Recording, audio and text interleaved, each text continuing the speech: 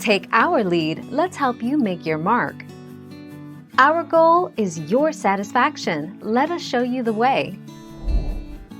Directions. In a large bowl, mix flour, sugar, baking powder and salt. Make a well in the center, and pour in milk, egg and oil. Mix until smooth. Heat a lightly oiled griddle or frying pan over medium-high heat. Pour or scoop the batter onto the griddle, using approximately 1/4 cup for each pancake.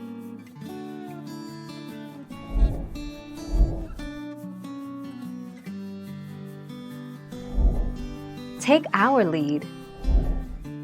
Instructions. Lightly coat a skillet with non-stick cookie spray and warm over medium heat. Add eggs, vanilla, cinnamon, olive oil, cottage cheese, and oats to your blender. Blend on high until smooth. Pour 1/4 cup of batter onto your preheated skillet. Top hot pancakes with butter, maple syrup, or fruit.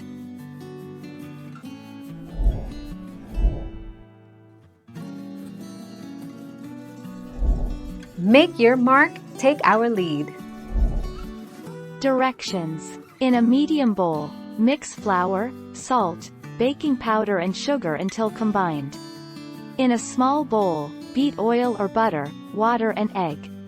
Add liquid mixture to dry ingredients and mix until batter is formed. Heat skillet over medium heat and add butter or oil.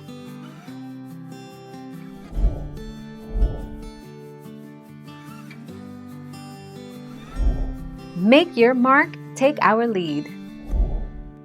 Steps. Combine the dry ingredients together in a large bowl. Slowly pour in the milk and mix well. Add the eggs, vanilla, and vegetable oil. Heat a frying pan over medium-high heat. Spoon the batter onto the pan and cook each side until it is golden brown. Serve immediately.